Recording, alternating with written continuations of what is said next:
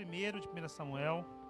Nós vamos ler 1 Samuel, nós vamos ler o primeiro capítulo completo e depois nós vamos refletir aquilo que nós lemos. Amém? Diz assim a palavra do Senhor, 1 Samuel, nascimento de Samuel. Havia certo homem de Ramataim, Zufita, dos montes de Efraim, chamado Eucana, filho de Jeroão, neto de Eliú e bisneto de Tou, filho de Efraimita Zuf. Ele tinha duas mulheres. Uma se chamava Ana e a outra Penina. Penina tinha filhos, Ana, porém, não tinha. Todos os anos, esse homem subia de sua cidade a Siló para adorar e sacrificar ao Senhor dos Exércitos. Lá, Ofni e Finéias, os dois filhos de Eli, eram sacerdotes do Senhor. No dia em que Eucana oferecia sacrifícios, dava porções à sua mulher Penina e a todos os filhos e filhas dela.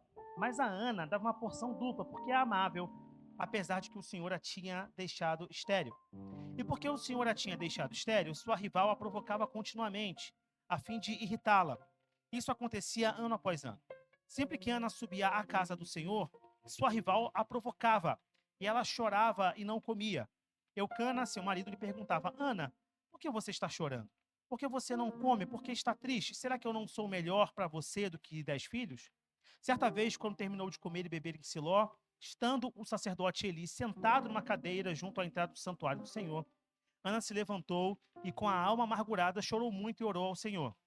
E fez um voto, dizendo: Ó Senhor dos Exércitos, se tu deres atenção à humilhação da tua serva, te lembrares de mim e não te esqueceres de tua serva, mas lhe deres um filho, então eu o dedicarei ao Senhor por todos os dias de sua vida, e o seu cabelo e a sua barba nunca serão cortados.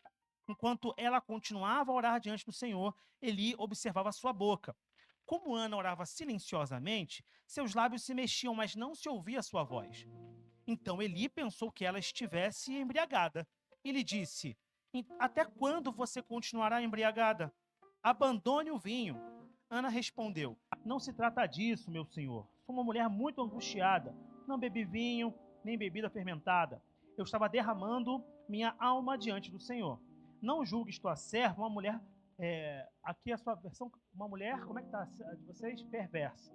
Aqui eu achei uma tradução não tão adequada. Uma mulher perversa. Estou orando aqui até agora por causa da minha grande angústia e tristeza. Ele respondeu: Vá em paz e que o Deus de Israel lhe conceda o que você pediu. Ela disse: Espero que sejas benevolente para com tua serva. Então ela seguiu seu caminho, comeu e seu rosto já não estava mais abatido. Na manhã seguinte, eles se levantaram e adoraram o Senhor. Então voltaram para casa em Ramá. Eucana teve relações com sua mulher Ana e o Senhor se lembrou dela. Assim Ana engravidou e no devido tempo deu à luz a um filho e deu-lhe o nome de Samuel, dizendo: Eu o pedi ao Senhor. Quando no ano seguinte Eucana subiu com toda a família para oferecer o sacrifício anual ao Senhor e para cumprir o seu voto, Ana não foi e disse a seu marido: Depois que o menino for desmamado, eu o levarei e o apresentarei ao Senhor e ele morará ali para sempre. Disse Eucana a seu marido: Faça o que lhe parecer melhor. Fique aqui até desmamá-lo, que o Senhor apenas confirme a palavra dele. Então ela ficou em casa e criou o seu filho até que o desmamou. Depois de desmamá-lo, levou o menino ainda pequeno à casa do Senhor em Siló, com um novilho de 3 anos de idade, uma roupa de farinha e uma vasilha de couro cheio de vinho. Eles sacrificaram o novilho e levaram o menino a Eli. E ela lhe disse: Meu senhor, juro por tua vida que eu sou a mulher que esteve aqui a teu lado, orando ao Senhor. Era este menino que eu pedia, e o Senhor concedeu-me o pedido. Por isso agora eu o dedico ao Senhor, por toda a sua vida será dedicado ao Senhor. E ali a adorou ao Senhor. Amém? Feche seus olhos, vamos orar a Deus.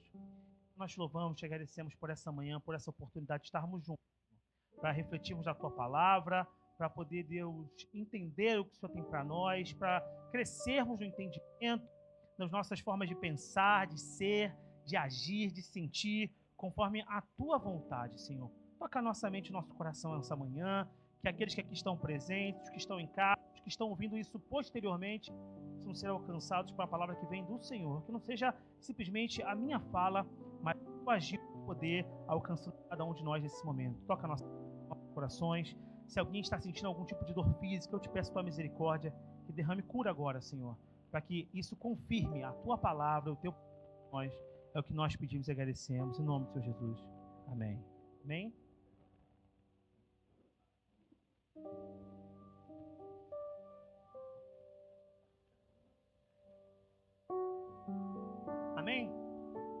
texto que nós lemos, o texto que está presente, como nós vimos, eu não estou habituado a segurar muito embaixo, né? O texto que nós acabamos de ler em conjunto é um texto presente, como a gente viu no livro de Samuel. O livro de Samuel, na nossa versão, a nossa forma de manusear a Bíblia, né, que já é a versão cristã, que divide-se em Antigo Testamento e Novo Testamento, é um livro separado em duas partes, 1 Samuel e 2 Samuel, e que conta, de um modo geral, a história geral do livro de Samuel não é só sobre a figura de Samuel, embora o nome dele esteja presente ali, ele nem está presente em todo o conjunto dos dois livros, ele vai vir a falecer, né, antes do encerramento dos dois tomos, né, das duas partes desse livro, e a gente tem, na verdade, o acompanhamento da formação da monarquia de Israel. Esse livro mostra uma transição social e política no povo. Então, só para a gente poder acompanhar aqui, Deus escolhe um certo povo, livra esse povo de um certo cativeiro, coloca ele em direção a uma terra prometida, estabelece um vínculo para santificar essa terra, que era uma terra que estava amaldiçoada pelo excesso do pecado do povo, conforme fala lá em Gênesis 15, está falando sobre o pecado dos amorreus, assim como Deuteronômio e Levítico, a gente tem indicações dos pecados excessivos desse povo que contaminava aquela terra ritualmente, e Deus queria estabelecer um juízo histórico, político e coletivo. E por isso, inclusive, tem cenas que nós às vezes queremos pular, mas fazem parte da experiência bíblica, que são as guerras estabelecidas contra os cananeus, para que o povo tivesse acesso àquela terra e pudesse renovar o seu ciclo ritualístico com Deus, renovando a terra e renovando a sua aliança. Só que a gente muito bem sabe que esse processo de renovação ele foi feito pela metade. Deus deu orientações específicas, ele não foi plenamente cumprido. A ideia é que os postes ídolo fossem destruídos, fossem arrebentados, se mantivesse o culto exclusivo ao Deus único, ao Deus de Israel, e que assim não houvesse uma mistura, que não era uma preocupação de ordem étnica, em nenhum momento a preocupação do texto bíblico é de ordem étnica nesse sentido, mas de ordem cultural, sobretudo do ponto de vista ritual, sacrificial. Mas a gente vai ver que isso vai acontecer constantemente. O livro de Juízes mostra isso pra gente. A derrocada do povo, uma constante queda e uma tentativa de redenção com Deus e uma oscilação sistemática ao longo do livro de Juízes. O início do livro de Samuel pega o final da Era dos Juízes. Então, mais ou menos ali o século XI a.C. Então, se a gente colocar como se fosse 1000 e alguma coisa, ok? 1100, 1080, 1050, 1000 e alguma coisinha antes de Cristo. É o momento em que os juízes estão começando a ter o processo de transição para o modelo monárquico. E por isso a gente acompanha em Samuel a história de Saul e depois aquele que é a grande figura do ponto de vista monárquico do Antigo Testamento, que é a figura de Davi. E aí mais para frente a gente sabe que tem uma outra separação do Reino do Norte, separação do Reino do Sul, e assim vai prosseguindo o Antigo Testamento. Mas no início do livro de Samuel, a gente acompanha justamente o óculos, né, a observação, o ângulo está sobre a família de Samuel. E aqui especificamente a gente vai ter esse capítulo destinado a nos mostrar quem são esses personagens. São destacados para nós aqui, tem uma linha genealógica indicando, mas deságua e a grande ênfase é numa família que é diferente do nosso modelo atual de família. Nós temos Eucana e as suas duas esposas, Ana e Penina. E é bom sempre deixar claro, quando a gente lê a palavra de Deus, que muitas vezes o que está descrito não é prescrito para nós. Não é porque a gente está lendo um texto onde é uma família com uma composição que é estranha para nós enquanto cristãos, é que nós devemos falar, então está na Bíblia, então nós vamos fazer isso no presente. Até porque, ao longo de todo o texto, a gente percebe que essa forma de organização familiar nem é aquela projetada por Deus, nem é desejada, embora é muitas vezes regulada e mantida, vamos dizer assim, sustentada pacientemente por Deus, assim como Deus pacientemente sustenta nossas falhas também. Porque nós também temos modos de ser, modos de agir, modos de pensar, que não são os ideais do reino de Deus, mas como nós não conseguimos ser perfeitos, Deus nos dá pelo menos parâmetros para regular. Então, uma coisa muito óbvia, por exemplo, o ideal seria não ter muitas mulheres. Mas como em alguns casos se tem, a Bíblia regula isso. Então, olha, nenhuma tem que ser mais maltratada, nenhuma pode ser deixada de lado, nenhuma pode ser abandonada. Se você der carta de divórcio, tem um procedimento, percebe? Cria-se certos padrões.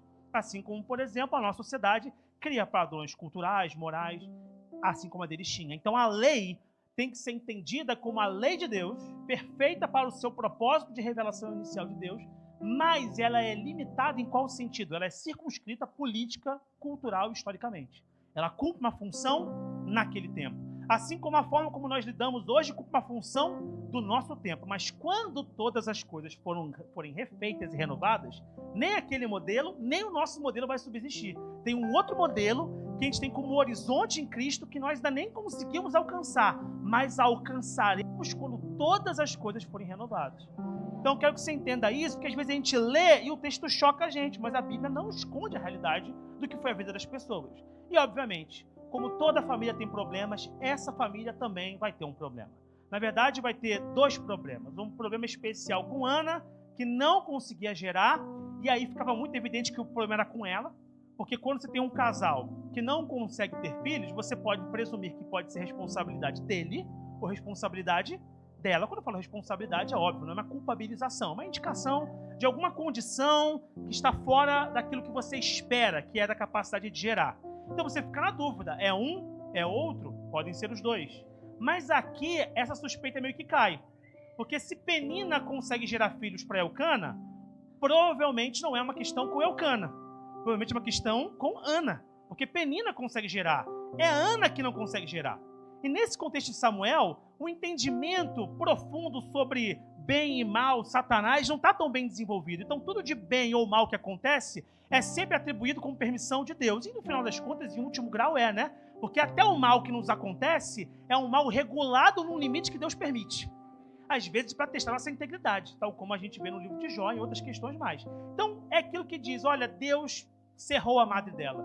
Deus não está permitindo que ela tenha esse filho. O texto não está preocupado em nenhum momento em nos explicar, e esse silêncio é importante, porque às vezes a gente vai ter silêncios também. Não tem nenhuma pretensão em explicar por que Ana não gera. Note que o texto não a culpabiliza. Não fala assim, Ana estava em pecado. O texto não fala isso. Ou também não fala, era um levante espiritual e ela tinha que fazer. Não há indicação nenhuma clara do porquê que Ana passa por isso. E note, quero que você entenda que o texto está sendo escrito depois dos eventos, naturalmente. Então ninguém tentou teologizar isso. Eles só falaram, ela não conseguia. E isso é complicado, porque às vezes a gente quer uma resposta do porquê as coisas acontecem. Mas em algumas ocasiões Deus não vai falar. Haverá um silêncio que é ensurdecedor. E a gente vai precisar aprender a lidar com alguns silêncios. Coisas que inclusive nunca, não é só, depois foi explicado. Depois que Ana teve filho, aí explicou-se. Não, nunca serão explicadas. Isso simplesmente aconteceu.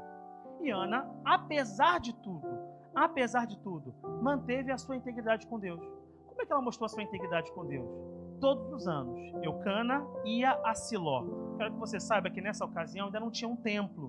Nós estamos falando de uma época anterior à construção do templo. O que se tem é um tabernáculo, ou seja, algo que é montado e desmontado, tal como no templo mosaico. E esse tabernáculo, que é o santuário mais importante do povo, ficava situado em Siló. Ele não é o único santuário. Há outros santuários, inclusive o livro de Samuel mostra Samuel fazendo sacrifícios em outros santuários também. Mas o santuário principal, vamos dizer assim, que o templo central, a matriz, estava em Siló. Por quê? Porque lá estava a Arca da Aliança.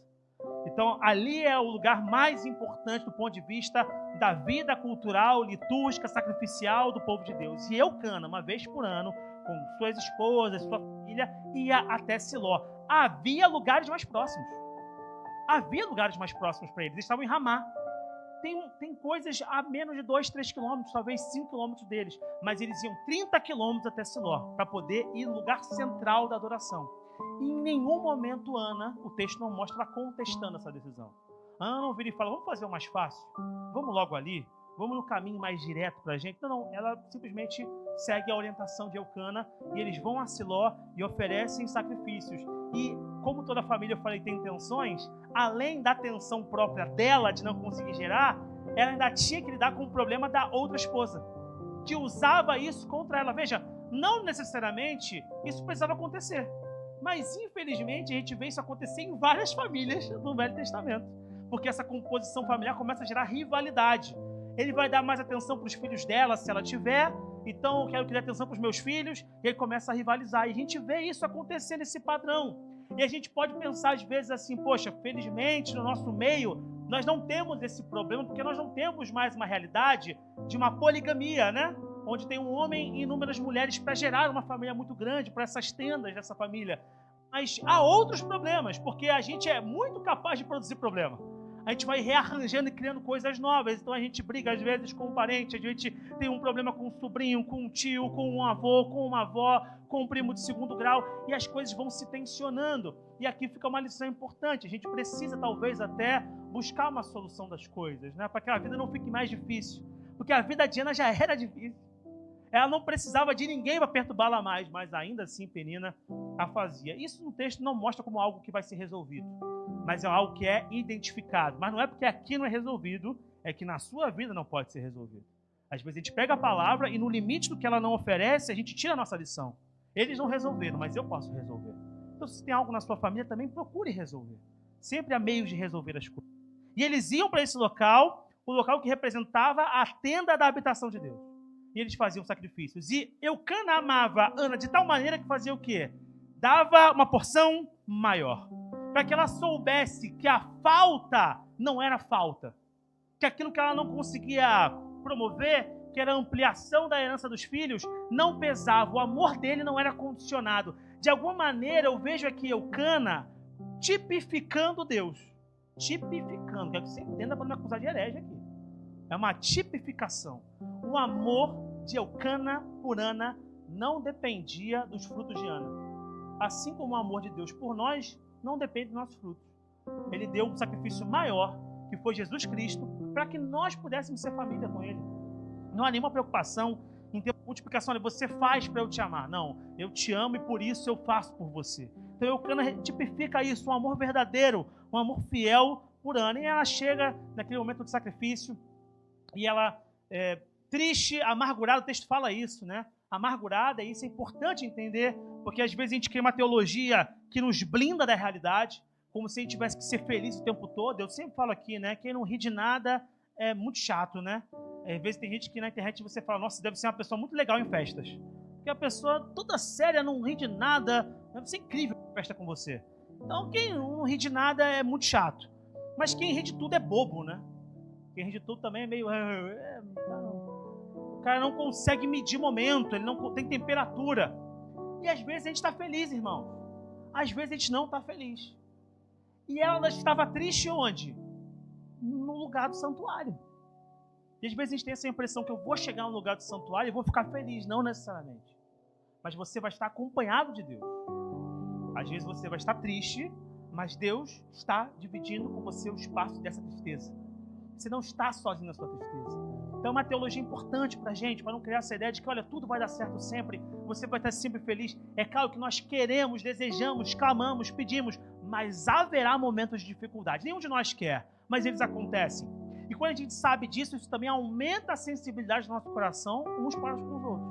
Porque a gente passa a pensar, tá tudo bem comigo. Minha semana está maravilhosa. As coisas estão funcionando, mas talvez tenha alguém no meu lado que não está passando a mesma situação.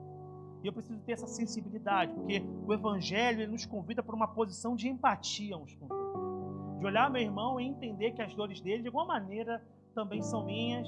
E por mais que eu não consiga capturar por completo, eu preciso tentar administrar com ele a trajetória da vida e essa dor, crendo que Deus pode transformar. Mas enquanto não transformar também, a gente vai estar junto. A gente vai estar perseguindo uma resposta do Senhor. E ela orava. E aí é um outro núcleo, a gente não vai trabalhar com esse outro núcleo, mas é interessante, é um núcleo de uma família sacerdotal, de onde tudo se espera e nada se vem. Porque Eli fazia as coisas corretas, mas os filhos, Ofni e Finéias, faziam tudo errado. E é interessante que Samuel mostra isso, né? A derrocada de uma família que é para ser perfeita e a ascensão de uma família que nasceu por fracasso. É interessante isso. Porque a família de Samuel, tudo para dar errado, porque Samuel não era para ter nascido. Foi um clamor de uma mulher que fez isso acontecer. E aí ele nasce, e Samuel vira o grande profeta. É a grande referência. Davi chora a morte de Samuel, Davi escreve sobre a morte de Samuel. Samuel não é qualquer um, é o grande profeta. Geralmente, quando alguém quer dar o nome de filho para crente, Samuel é um dos favoritos. Não é verdade? É um dos favoritos. Judas geralmente não aparece. Judas não. Mas Samuel, ele consta, Samuel e Natã. Muito forte. Os nomes aparecem muito, Samuel e Natã. Constantemente, exatamente. Sempre aparece. É um nome de potência espiritual, chama atenção. Ofni e Finéias também não vejo muito. Não aparece tanto.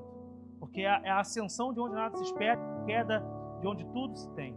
Uma família separada, mas que escolheu a pior parte. Ana não era separada, o filho dela não era separado, ela escolheu a melhor parte. E fez algo muito, muito, muito complicado. Porque ela falou, eu quero um filho. Eli virou e falou para ela, minha filha, você está embriagada? Aí ela, não, meu senhor, não me interprete mal. Eli, às vezes, é aquela fala de alguém que faltou empatia, mas é que ele não sabia. Mas uma vez que ele soube, ele fez o quê? Foi empático. Ele não falou, tudo vai se resolver do jeitinho. Não, ele fala assim, mas que Deus te atenda nisso aí. Eu estou com você nessa. Eu não te vejo sempre, porque você vem aqui uma vez por ano, mas que Deus esteja com você nessa aí. Então ele mostrou empatia uma vez que ele soube. E ela tomou aquela palavra e fez algo que é corajoso. Ela virou e falou assim, se Deus me der um filho, eu dou o filho para Deus. Foi isso que ela fez. Se Deus me der o filho que eu não tenho, esse filho não vai ser meu, é de Deus. Ele não vai, o cabelo dele não vai ser cortado, a barba não vai ser cortada também. O que quer dizer isso? Isso é um chamado de nazireado perpétuo. É diferente, porque no Velho Testamento a indicação de nazireado é sempre temporária, que você saiba disso. Quando alguém faz um voto de nazireu, não é para sempre. Pouquíssimos casos são de nazireado, pegam no ventre. Esse de Ana dá o nazireado para o seu filho, ela escolhe. Sansão, que é Deus que fala. Esse é nazireu do nascimento. Terceiro é um chute nosso. É uma interpretação por aproximação, João Batista. Ele tem alguns traços de nazireado ali, a gente não pode afirmar, mas tem alguns traços. Mas Sansão e Samuel são os dois casos. Os dois casos de nazireado desde o ventre. E aí, essa criança vai nascer. E ela vai cumprir com aquilo que ela falou que ia fazer. Ela entrega esse filho para o Senhor. E aí, o que eu queria destacar mesmo, porque esse é o grande ponto geral da explicação do texto, né, do que está acontecendo, mas eu queria extrair 3 lições fundamentais, porque eu não quero falar em si, eu poderia falar sobre como viver o milagre, eu poderia falar sobre o sofrimento antes do milagre, mas o que eu quero falar é sobre como agir depois do milagre. Depois do milagre, como é que a gente age? Porque Ana teve que se desafiar também de cumprir. E Eucana falou, olha, faça o que te for bem nos olhos, mas não esquece do que você penhorou. Você penhorou uma palavra diante do Senhor, e naquilo que você penhorou, você tem uma responsabilidade. Faça como quiser, mas tem uma responsabilidade. E ela cumpriu, e Samuel desde novo ouviu a Deus. A gente vê isso mais pra frente, desde novo. Ele teve uma sensibilidade especial com Deus. Mas eu quero falar basicamente o que fazer depois do milagre. E eu separei em 3 pontos o que fazer, e serão muito breves. Primeiro, o milagre deve gerar compromisso. Ana fez um voto com Deus.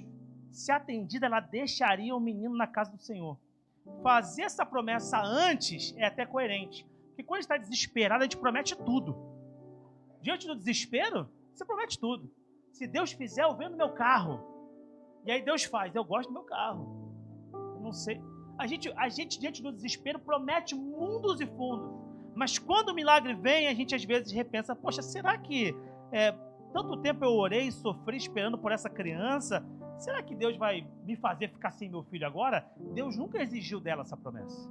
Ela penhorou essa promessa. Ela tinha uma responsabilidade. O compromisso deve continuar depois que o milagre é realizado. O compromisso não pode ser esquecido. E às vezes a gente fala, se o Senhor abrir essa porta, eu vou estar mais na igreja. E quando a gente vê, a gente está tomado pela porta que foi aberta. Se o Senhor me der esse carro, vai ser mais fácil para os cultos. Isso me aproxima mais de outros compromissos do que nos compromissos do Senhor. Se o Senhor me der essa cura, eu vou servir mais ao ministério. E a gente começa a criar desculpas com as nossas novas tarefas que demandam energia a partir da saúde que foi dada por Deus. Enquanto Números 32 fala para nós o seguinte, quando um homem fizer um voto ao Senhor ou um juramento que o obrigar a algum compromisso, não poderá quebrar a sua palavra, mas terá que cumprir tudo o que disse. Salmo 56, 2, cumprirei os votos que te fiz, ó Deus, a ti apresentarei as minhas ofertas de gratidão. Cumprir votos é o maior ato de gratidão que nós temos. Quando nós falamos, Senhor, eu vou fazer isso aqui, Deus lembra da palavra que foi dada, Deus lembra do que foi dito. Ele sabe exatamente o que você falou e Ele espera que você esteja à altura daquilo que você se propôs a fazer. A segunda coisa é que milagre redefine sentido e gera propósito.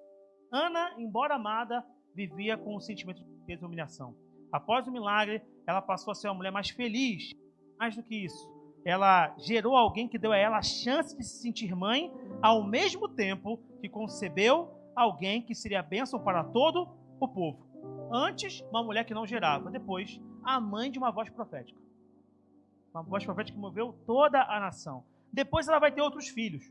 Mas a marca inicial do milagre estava sobre a vida de Samuel e ele vai impactar a nação. E aqui a mesma coisa conosco. Há muitas histórias essa manhã de salvação, de milagre, de curas extraordinárias, tantas coisas. E quando isso acontece, Jesus entra na nossa vida e redefine o significado de quem nós somos. Nós lembramos dos sofrimentos do passado, mas com a clareza de que tudo mudou. A gente lembra para isso nos abastecer, para prosseguirmos. E se você passa por lutas essa manhã, eu quero te incentivar a olhar com os olhos da fé, crendo que Deus pode e vai fazer para que você tenha um testemunho poderoso, porque os discípulos iam por todos os lugares e o Senhor cooperava com eles e os sinais confirmavam a palavra. Nós não vivemos uma fé teórica, nós vivemos uma fé de palavra viva, de manifestação concreta. O apóstolo Paulo fala isso. Olha, muitos vêm com muitas palavras e tal, eu venho com o poder de Deus, eu venho com a manifestação do poder. Eu não quis tentar engalbelar ou trazer vocês impressões com muito vocabulário e muito vernáculo. Eu vim para trazer poder concreto da parte de Deus para a vida de vocês. E terceira coisa, milagre gera testemunho. E última coisa, gera testemunho coletivo. Ana e seu marido foram abençoados e ela foi responsável em estimular e iniciar Samuel em seu ministério profético. E com essa ação, Ana agora passa a ter a vida marcada por um testemunho. E certamente, toda vez que ela via alguém passando por isso, Ana podia falar: você sabia que eu passei por isso? Você sabia que aconteceu comigo a mesma coisa que aconteceu com você? E deixa eu te falar uma coisa, o Deus que fez na minha vida pode fazer na sua. Esses dias a gente estava no gabinete recebendo algumas pessoas, a gente, ano passado, recebeu uma irmã, que é até uma empresária, ela tem muita fé, às vezes fala assim para ela, compra isso aqui, ela compra, faz prosperar, daqui a pouco compra outro e volta, conta, olha, cresceu, não sei o quê. Onde ela bota a mão, prospera, impressionante. Dá uma direção, ela faz e acontece. Começa com um negócio aqui, o bolo de pote, daqui a pouco vira uma fábrica. É um negócio impressionante, ela botou a mão, o negócio dá certo. Só que ano passado ela encontrou um problema, uma espécie de um nódulo, 10 milímetros. E ela tinha que tirar isso, ela tinha que tirar. E isso foi em novembro do ano passado. E aí, oramos com ela, estamos acompanhando, e aí chega esse ano, faz o exame mostra inconclusivo. Não encontrou, mas é estranho, porque médico não acredita nessas coisas. Exceto o Lucas Doc. Lucas Doc é crente pra caramba, mas você sabe disso, que às vezes médico duvida, né? A gente fala assim, porque ela chegou falando assim, imagina, né, o médico, você não vai encontrar porque Jesus me operou. Aí ele falou, a lei do problema tem aqui também. São 2 problemas agora, porque ela tinha, agora tem. Não, mas Jesus me operou. Você não vai encontrar. Porque ela passou por realmente cair, sentir uma operação de maravilha na vida dela. E aí você não vai encontrar, não, vou fazer outro exame. Pode fazer, para você ver 2 vezes, porque eu já sei que Jesus me operou. Aí fizeram outro exame, deu inconclusivo de novo. Aí o médico falou, mas a gente vai ter que te colocar no hospital, na data certa, para te operar. A gente faz um novo exame lá. Ela falou, pode botar. Não vai recortar. Não tem. Você não está entendendo. Então tá bom, então bota. Vamos ver então. Então vamos ver. Quem está certo aqui? Se eu quer bater de frente com o dedo, então tá bom. Então, só conta em risco. Botou ela lá. Ela passou por esse processo, ela chegou lá. E ela começou a falar às enfermeiras, então a operação é tal dia. Ela, deixa eu te falar uma coisa, minha filha, eu não vou operar não. Eu não tenho. Aí, como assim? Ela começou a falar, Jesus me curou. Deus permitiu ela ir para o hospital. Porque ela começou a pregar para as enfermeiras todas. Daqui a pouco teve uma enfermeira que falou, eu estou com um problema igual. Ela falou, Deus fez por mim, pode fazer por você. Ela orou, o mesmo Deus que usou aquele que orou por ela, usa ela também. E daqui a pouco tem uma rede de milagres. Porque replica. No reino de Deus, divisão é multiplicação nesse caso, né? Você não tem perda de unção. A coisa vai multiplicando. Então você divide o teu testemunho para poder multiplicar milagre. Aí ela começou a contar e daqui a pouco as enfermeiras todas vindo, olha por mim, eu não sei o que, eu estou com esse problema, aquele problema. Fizeram exame, não encontraram nada. Ela falou, eu falei que vocês não iam me operar, mas tudo bem, eu já entendi porque eu estava aqui. E ela foi embora, ela testemunhou. E ela veio agradecer. Novembro desse ano, 1 ano atrás, ela estava com um problema. Esse ano ela não está mais. E tem um testemunho. E nós oramos para que Deus tivesse dado a ela mais oportunidades de falar para mais pessoas. Então, quando algo acontece na sua vida, não é para você guardar. Porque às vezes você tem vergonha. Todo mundo vai saber que eu tive um problema. Mas você não está apontando para o problema. Você está indicando a existência dele para poder apontar para o seu Deus. Não para o problema. Então Ana pôde gerar um testemunho coletivo. Ela não deixou de falar do que ela tem visto e do que ela tem ouvido. Por que essa pregação é importante? Porque essa não é a primeira vez que essa pregação é pregada. Sabe quando essa pregação foi pregada? A primeira vez? Dia 24 de novembro do ano passado. A Isabela veio pregar essa pregação aqui. O que fazer depois do milagre? E ela veio, pregou essa pregação, e ela não sabia, mas ela estava grávida. Nesse dia. E ela começou a pregar sobre isso. E na verdade eu vou até chamar a Isabela agora, porque a palavra diz que a responsabilidade nossa, que quando acontece algo, tem que se dar testemunho. E vocês não vão ouvir da minha boca. Vocês vão ouvir da boca da Isabela o que Deus fez na nossa vida nos últimos 3 anos. E a Isabela veio, pregou sobre isso, disse isso 24 de novembro do ano passado. Eu falei, esse ano, novembro, de novo, a gente volta com a mesma pregação no outro cenário, amém?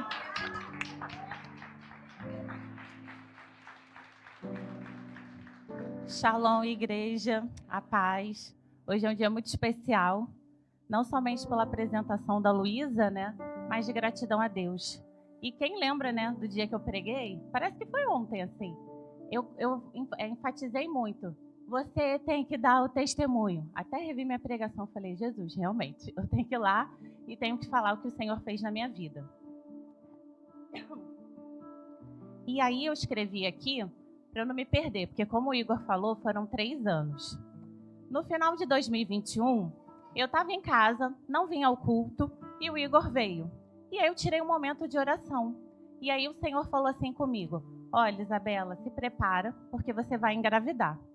E eu recebi aquela palavra, mas não era o que eu queria naquele momento. Mas eu falei, amém, Senhor, então eu vou começar a me preparar, a minha mente. E aí o Igor chegou em casa, eu falei assim, amor, você não sabe o que aconteceu. O Senhor falou comigo que é para a gente se preparar, que a gente vai engravidar. Aí ele falou, você não vai acreditar. Eu estava no culto, sentado, e o Espírito Santo falou isso comigo. Falei, amém. Então é de Deus, né? Vamos nos preparar. E aí chegou 2022, a gente se preparando, né? Vendo. Em março, em abril, geralmente, eu faço meus exames de rotina. E aí, quando eu fiz meu exame de rotina, eu descobri um pólipo. E aquilo foi um baque para mim. E aí eu fui na médica, levei. Ela falou assim para mim, olha, Isabela, isso pode ser um impedimento de você conseguir engravidar. Então, o ideal é você fazer uma cirurgia. Mas eu nunca tinha passado por uma cirurgia. Então, eu fiquei orando, Senhor, me cura, tira isso de mim. Faz o teu milagre, opera aí que eu não quero passar pela cirurgia. Mas eu fui curada através da cirurgia. Eu fiz em outubro de 2022. E aí eu fiz todo o pós-operatório, esperei. E aí, na nossa cabeça, né, 2023, já estava tudo certo. Tiramos aquilo que estava impedindo. Estava tudo certo comigo, tudo certo com o Igor. Então, era uma questão de tempo mesmo para que algo acontecesse. E aí, foi passando, a gente viu que não estava acontecendo. E eu fui procurando também alguns médicos, porque eu não estava com afinidade com a médica que eu estava. E ela me passou novos exames. E o Igor também, juntamente, fez exames também. E aí o dele deu uma contagem no espermograma dele muito baixa. E aí isso já foi um baque para a gente começou a se preocupar. E a gente abriu o resultado um dia pós-culto, nunca faça isso. Pós-culto de domingo à noite, todos os jovens, bora lanchar, McDonald's da Maxwell. E a gente com aquilo no coração, caraca, como é que vai ser? Mas vamos, né? A gente fingiu normalidade, ficamos ali com a galera. E quando a gente voltou para casa, caramba, a gente tem que investigar, vamos ver o que vai acontecer e tal. E eu fazendo os exames conjuntamente. E aí, em outubro de 2023, mais bomba. Fiz um exame, apareceu que uma trompa minha estava totalmente obstruída e a outra parcialmente. E aí, mais um exame. Isabela, você tem adenomiose. Aí, o que é isso? É como se fosse uma endometriose dentro do útero. Eu falei, Senhor, o que está acontecendo? Toda hora é uma bomba. E toda vez que vinha notícia ruim, a gente só escutava do Senhor, tenha calma, tenha calma. E a gente, tá bom, Senhor, vamos continuar ali com fé, firme que vai acontecer. Só que quando eu recebi essas notícias, o Igor não estava aqui, ele estava viajando, estava nos Estados Unidos a trabalho. E na mesma época, a gente estava comemorando 10 anos de Vertical aqui. E eu mandei a notícia para ele muito assustado. Aí, gente, não, mas vamos continuar servindo, vamos continuar. Vai sair o congresso de 10 anos, vai ser uma bênção, realmente foi. E naquele congresso, Deus falou tanto com a gente também. E a gente continuou servindo ao Senhor. E aí, eu encontrei uma médica que foi até minha obstetra até hoje, até chamei ela para ela estar aqui, mas infelizmente ela está viajando.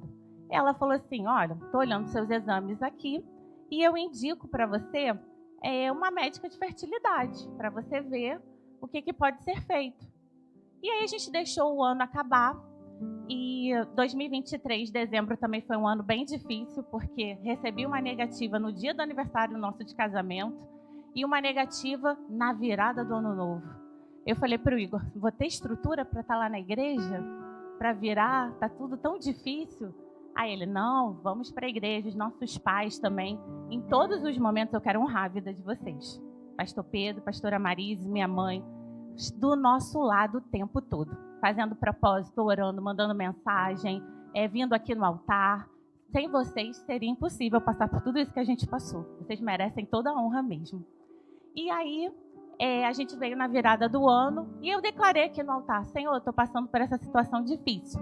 Mas de 24 para 25 eu vou estar gerando meu bebezinho aqui. Amém. Passou, a gente ficou a madrugada toda aqui com o pessoal, se divertindo. E aí virou o ano de 2024. 2024 a gente teria que passar por tudo aquilo, ver o que ia ser feito. E aí a minha médica me indicou uma médica, só que estava bem caro. Eu falei, não vou nessa não. E aí eu peguei uma outra indicação, fui numa clínica de fertilidade. Foi a pior coisa que eu fiz da minha vida. Foi assustador.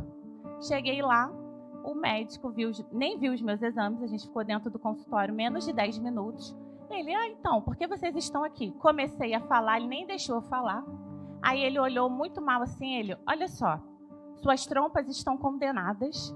Você vai fazer o seguinte, antes de você pensar em qualquer tratamento, você vai tirar essas trompas, você tira tudo e depois a gente vai fazer um tratamento em você. Na hora eu recebi aquilo, era 2 dias antes do aniversário do Igor. Eu fiquei totalmente desestruturada, porque na minha cabeça eu falei assim, caramba, eu nunca vou ter a chance de ter um normal, uma gravidez natural. E aí ele falou assim, então é isso, toma aqui, vocês vão naquela salinha ali que a minha secretária vai falar com vocês. E a gente estava tão atordoado que a gente só foi. Quando a gente chegou lá, eu sentei ela cheia dos papéis. Então, o valor é esse, vocês vão fazer esse exame, que dia que você pode, não sei o quê, assina aqui, leva para casa e a gente vai entrar em contato. Entrei no carro, aí eu só chorava. O Igor com o pastor Pedro lá conversando, meu Deus, você está falando tanto com a gente, porque mesmo na situação tão difícil, o Espírito Santo sempre estava falando com a gente. Ele sempre falava, vou fazer, fica calma, tenha paciência. E aí, conversei com a minha mãe, falei o que tinha acontecido. Ela falou, Isabela, vai na médica que a médica indicou. E ainda conseguiu um outro profissional. Então, fomos em mais 2 médicos. E aí eu já cheguei falando assim, olha só, o outro médico falou que eu tenho uma doença, hidrossalpinge. Eu tenho que tirar essas trompas? Aí ele, tá escrito no seu exame que você tem isso? Eu falei, não, ele não tem que tirar. E a outra médica falou a mesma coisa. Mas eu preciso falar a verdade para vocês, os 2 médicos. Vocês podem ter natural sim, mas vão ter dificuldade. Por quê? Uma contagem do espermograma um pouco menor e você com essa questão das trompas vai dificultar que você possa ter um bebezinho de forma natural. Eu aconselho vocês fazerem um tratamento de fertilização. E aí, quando você vai nesses lugares, por mais que seja algo positivo, que vai ajudar outras vidas, a gente sabe que também tem a questão do valor, da questão financeira. E eles agem na dor. E eu não estou falando aqui que eu sou contra, não. Eu acho que é bênção. Mas eles começam a te falar tantas coisas. Vocês estão no tempo certo. Se não for agora, vocês já vão perder não sei quantos % de possibilidade. E eles começam a te falar muitas e muitas coisas. E você fica com aquilo na cabeça. E aí a gente saiu de lá. A gente falou assim, então vamos tentar, vamos fazer algum procedimento. E eu sempre com o coração fechado falei assim para o Igor, olha, mas Deus não falou que se é para fazer. Eu não estou sentindo paz que é para fazer isso. E aí o Igor, não, mas tem a questão do tempo e agora vai ser tudo perfeito. Eles te vendem como você vai fazer, você vai conseguir. E eu que lido com o público, com muitas mulheres, né, na parte de nutrição, não é essa verdade. A gente vê que a maioria não consegue, mesmo dessa forma. Outras conseguem, sim. E aí eu fiquei com aquilo, poxa, eu vou ter que passar por tudo isso, e eu orando muito. E sempre o Espírito falando assim, vai ser natural, acalma. Mas você está diante do problema, com muitas questões, com muitos médicos falando. E aí, o que a gente resolveu? Já estava tudo certo para maio, para a gente seguir o procedimento. Mas no dia, na madrugada que a gente ia para essa clínica, o Igor sonhou e Deus fechou o coração. E eu já estava totalmente fechada. E a gente falou com os nossos pais, caramba, a gente também não está sentindo? Está tudo fechado, espera. E aí Deus falou comigo o seguinte, deixa eu só ver aqui, porque eu quero falar as coisinhas certas para vocês, a palavra que o Senhor falou comigo.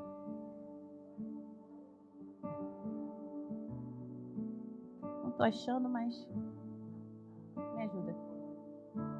E aí, quando a gente decidiu que não ia fazer, Deus falou assim, chama a família, vocês 5, vocês 2, os seus pais, que eu vou fazer algo sobrenatural, mas a família toda vai vivenciar isso. E aí a gente chamou os nossos pais e a gente fazia oração semanal. E ao mesmo tempo que a gente fez essas orações semanais, o Senhor falou comigo assim um dia numa oração. O milagre não vai ser apenas gerar. O milagre vai ser impactar outras vidas.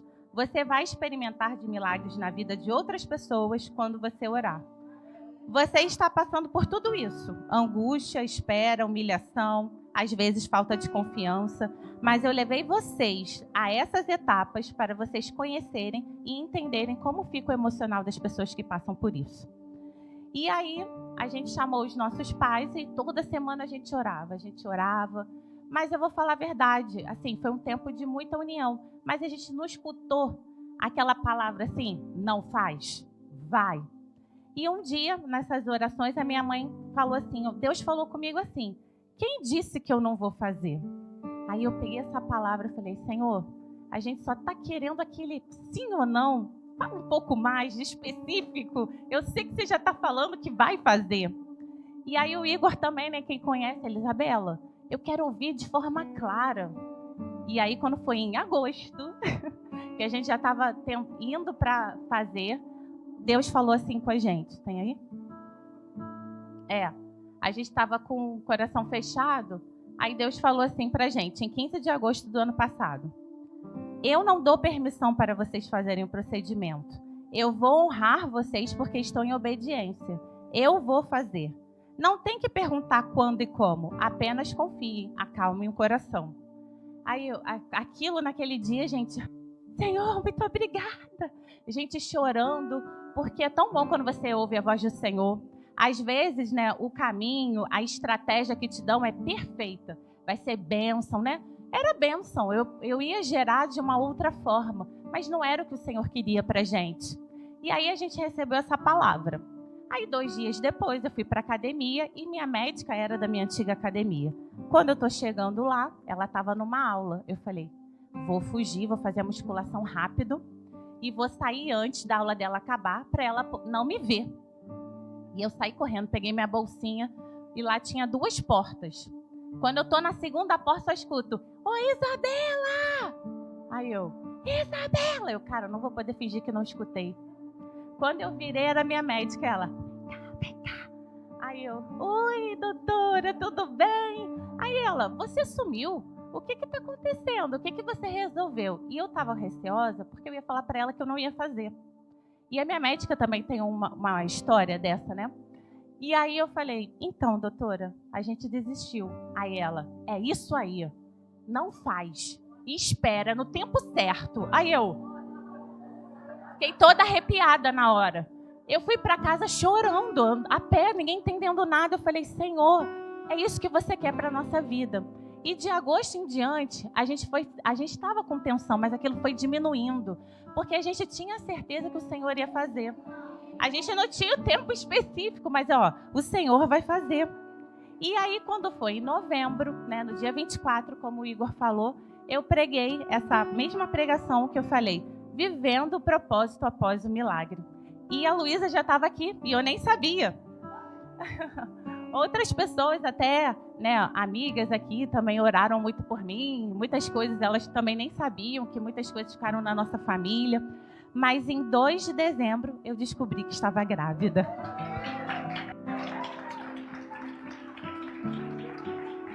Glória a Deus. Glória a Deus. E aí a gente demorou um tempo para contar para as pessoas, porque a gente queria fazer o exame do batimento do coração do bebê. Quando a gente fez no dia 23 de dezembro. Na minha cabeça, quando eu peguei o teste positivo, eu falei assim, Deus é incrível, Ele limpou minhas trompas, me curou e eu tive a Luísa, e eu tô com o bebê. E aí eu fiz um exame com uma outra médica, ela falou, você tinha uma condição aqui nas suas trompas, né? Eu esqueci só de falar que quando deu adenomiose, eu fiz um outro exame de rotina nesse ano, a médica já não tinha achado mais nada. Esqueci de falar desse detalhe importante. Aí ela falou assim, você tem uma condição aqui nas suas trompas. Foi natural? Eu falei, foi natural, foi Deus purinho. Aí ela foi fazer o exame. Quando ela está fazendo o exame, vamos identificar qual trompa que a bebezinha foi gerada? Aí eu, vamos. Aí ela vai ver que está tudo limpo. Quando ela viu, você engravidou na trompa parcial. Aí olha o milagre que Deus fez. Ele não limpou, Ele fez da maneira dele, mesmo da forma desfavorável, Ele me fez engravidar. Aí que o milagre também está. E eu fiquei assim em choque. Senhor, você faz da sua forma, do jeito que o Senhor quiser. E eu estou aqui hoje porque eu declarei aquela palavra, até os meus sogros falaram assim, nossa, quando você começou a gente pregar, a gente só falou, que coragem. Que coragem! Mas eu estava tão solta, tão assim, cheia da presença de Deus, que eu sabia que essa palavra que eu estava pregando, era Ele que estava me instruindo. E eu estou vindo aqui hoje também para glorificar o nome dEle e para falar que o milagre que foi feito na minha vida vai ser feito na sua. Independente qual a situação que você esteja passando. Foram quase 3 anos, né? 2 anos e pouco, de muitas notícias, de muitas coisas. Eu tentei resumir o máximo que eu pude aqui, mas eu quero exaltar o nome do Senhor e dizer para a igreja que Ele continua fazendo. Amém? Glória a Deus. Amém.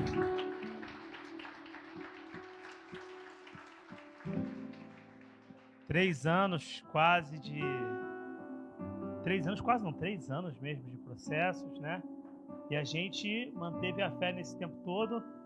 2023 foi um ano muito difícil, né? Passou por muitas questões fora essa. Ainda tinha essa questão acontecendo. 24 também, mas a gente acho que tem 2 coisas que valem ser faladas, né? Uma é que teve mudanças abruptas também no processo, porque inicialmente a gente estava fazendo uma investigação na Isabela e como estava tudo normal. E aí, quando o caso da Isabela começou a virar para positivo, o meu tombou. Sumiu. E eu acho que vale a pena dar alguns dados, assim, que era uma coisa de ter a quantidade 4 vezes mais, 5 vezes mais do que é necessário no meu espermograma, e do nada bateu 1 para 1. Como se fosse o mínimo necessário, eu tinha o mínimo necessário. Só que do meu percentual do espermograma, 92% era inativo. Eu tinha 8% ativo. E dos 8%, nem todos estavam perfeitamente com motilidade. Dos 8% ativos, a motilidade era limitada em 55% deles. Então, assim, e aí eu lembro assim, perfeitamente, a gente no carro, indo pro McDonald's da Maxwell, todo mundo rindo, e eu desesperado olhando pro celular, querendo pular num bueiro, sair dali. E a Isabela falou, calma. Aí a gente comeu um Big Mac, riu, porque é isso, né? Às vezes a gente tem que, não, calma aí, depois a gente volta. Deus vai testando também a nossa integridade nesse processo, né? E a gente trabalhou muito esses anos. A gente continuou, então por isso que eu acho que é importante você destacar, olha, ela continuou indo para Siló. A gente seguiu fazendo nosso Siló também. A gente continuou vindo para cá. 23 foi o ano que a gente escreveu, reestruturou todos os documentos da igreja. E a gente reconstruindo tudo, refazendo tudo, e a cabeça eu estou ajudando a montar algo muito grande, mas eu não consigo ver na minha vida o que eu quero avançar. E é muito estranho você tentar fazer algo por todo mundo e não conseguir ver na sua vida acontecer, mas a gente manteve fé. E eu acho que as duas últimas a gente também teve que lidar, isso é importante de fazer, celebrando com todo mundo quando não está vendo o nosso acontecer. Quanta gente foi ganhando filho esses últimos 2 anos, né? O pessoal até falou, a água da igreja aí tá... Aí eu falei assim, eu vou levar para casa esse bebedouro. E você precisa celebrar com os outros. Você não precisa falar assim, né? Queria que fosse eu. Isso não é... Você tem que estar feliz com todo mundo, tentando administrar como você está. E eu acho que a última coisa foi que em agosto, quando teve essa oração, que Deus falou com a gente, que é quando a Isabela dá on, né? Que eu falo que a Isabela dá on de vez em quando lá em casa. Aí nesse dia ela deu on. Eu já larguei a mão dela, já comecei a anotar o que Deus estava falando. E a primeira frase foi assim, Deus falou, vocês não estão me pedindo resposta? Já era outro tom de voz, já era Deus falando para ela. Aí eu falei, meu Deus, agora vem, né? A gente perguntou, talvez eu até apanhe aqui, né? Você vai me dar... Eu não autorizo. Olha o que eu vou fazer. Teve algum momento que falou algo como se fosse assim, eu falei que vou fazer isso é o suficiente. E agosto foi essa palavra, e a gente passou a descomprimir o coração. O tempo passando e o coração descomprimindo. É o contrário, a gente tinha que estar mais nervoso.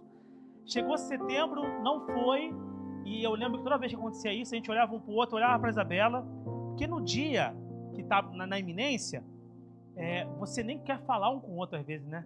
Você passa assim, se olha, porque tu não quer perguntar, ela tá tensa, eu tô tenso, mas a gente foi tentando aliviar e foi aliviando, e quando dava errado, eu virava para ela e falava assim, Deus falou que vai fazer, isso é o bastante. Eu falava isso, Deus falou que vai fazer, isso é o bastante. Outubro veio, não aconteceu. Isabela, Deus falou que vai fazer, isso é o bastante. Ele não prometeu data, podia ser não tão perto, mas Deus falou que vai fazer, isso é o bastante. Veio novembro, não aconteceu. E aí veio essas que as pessoas de falar, veio no seu aniversário uma negativa, no aniversário da Isabela. Isabela, calma, Deus falou que vai fazer, isso é o bastante. E eu lembro de muitas vezes em 23 eu voltar para academia chorando. Quem me vê na rua vai me ver chorando muitas vezes. Porque eu escuto música e eu choro, sou muito emotivo. E aí eu tô vindo chorando mais vezes. E em 24 eu insistentemente ouvi uma canção, que foi a canção que a gente cantou hoje. Eu vindo para casa chorando. Não existe nada que impeça. Eu conheço o dono da promessa. Ele se mantém fiel. Ele vai fazer. Deus não é obrigado a fazer. Não estou te falando que Deus vai resolver todas as coisas que você quer. Mas aquilo que Ele falou, que se Ele botou a palavra dele, Ele faz. Estou dizendo, tudo que eu pedi, Deus vai fazer. Não estou falando isso. Mas tudo que Ele falou que Ele vai fazer, Ele faz. Aí chegou novembro, a Isabela pregou essa pregação. Eu lembro quando ela pregou, eu falei assim, cara, que isso, né? Que coisa de doido. O que fazer depois do milagre? Eu queria que ela faça o que fazer para chegar, né? E ela estava grávida já, a gente não tinha a menor ideia disso. Eu lembro que a gente estava entregando vertical, e eu pensando, poxa, seria tão legal, a gente estava entregando vertical, ele está com um filho e tal, mas, né, vamos esperar. Em novembro, e ano passado eu mordendo os dentes aqui no Culto da Gratidão, dia 15 de dezembro, a gente sabendo já, e eu querendo falar, mas não falava ainda, porque eu não tinha nem chorado ainda, eu estava tão tenso. Quando eu peguei o bole, eu fiquei tão feliz, mas eu falei, meu Deus do céu, será que é isso mesmo? A Isabela botou um saco de Cacau Show em cima da mesa, com algum suporte de chocolate, e eu pensando, meu Deus do céu, o cartão de crédito nem virou, ela tá comprando chocolate aqui pra casa. Foi exatamente isso que eu pensei, né? Voltei num dia terrível na escola, horroroso. Falei, meu Deus, eu quero ir pra minha casa descansar, não gastar nenhum dinheiro, eu quero só esperar o meu 13º chegar. Quando eu chego em casa, tá um saco de Cacau Show, eu falei assim, não é possível que você fez isso com a gente. A gente tinha acabado de lançar um livro, né, lá no pessoal da faculdade, eu tinha feito um artigo, a Isabela, não te dei nada, te dei um chocolate. Eu falei, por favor, não precisava. E eu abri, tinha um bodezinho, e a gente ficou muito feliz. E aí veio o dia 23 de dezembro, iminência do Natal. Você imagina como eu acordei, eu estava tranquilo todos os dias, porque Deus falou que ia fazer, isso é bastante. Mas tu é humano, então tu tá tenso. Então, dia 23, eu estava tranquilo indo para lá. Quando eu cheguei na clínica, o ar ficou denso. Dava para cortar com faca, assim, ó. Tão pesado que estava. E aí, eu relaxei, porque nessa hora você é tentado a não acreditar. Mas aí eu comecei a falar, cara, Deus falou que ia fazer. Isso é o bastante. E aí quando botou lá, e um negocinho desse tamanho assim, né? É assim, né? Que aqui fica estendido lá, mas desse tamanho. E um coração a 150 BPM. Aí eu não aguentei, eu chorei muito. E aí a gente contou no Natal, a família nem entendeu. A gente falou assim, a gente tá grávida, a família ficou assim. Eles não entenderam, né? A gente fez um selfie assim, gente, vamos tirar uma selfie. A gente tá grávida, pessoal. Tirou a foto? Já tirou a foto? Só nem entender. Graças a Deus a Luísa veio com saúde. E Deus fez a gente passar isso, como a Isabela falou, porque Deus queria que a gente passasse todo o processo. Para que isso fosse experiência pra gente, experiência para os outros. E até para aumentar ainda mais a sensibilidade. Que fica essa lição para nós todos como igreja. Às vezes a gente não sabe o que o outro está passando. A gente não tem ideia. Às vezes algumas perguntas são difíceis de digerir. Eu lembro de estar em sala de aula, uma aluna, do nada, ano passado, ele falou assim, tá na hora de ter um filho, né, professor? E eu travei. Eu não travo, mas eu dei uma congelada de uns 2 segundos. Eu engoli. Também acho. Tô trabalhando pra isso, tô fazendo minha parte. Que você está transando. Os alunos pensam isso, né? Gente, desculpa, né? Vocês sabem que foi gerado assim, né? Intercurso sexual. Através de intercurso sexual sistemático. Né? Pronto. Tá bom assim? Fica melhor? Não, mas aluno pensa isso. Aluno fala assim, ele está tendo reações. Não pensa isso. Mas calma, gente, isso é a criação de Deus. Né? Mas a gente está muito feliz e a gente quer orar por você. A gente não sabe qual o milagre que você precisa, mas Deus sabe o milagre que você precisa. E talvez Deus já tenha falado que vai fazer, mas a sua fé pode estar esmorecendo porque o tempo vai batendo, mas o tempo não anula a promessa. Ele se mantém fiel para a nossa vida.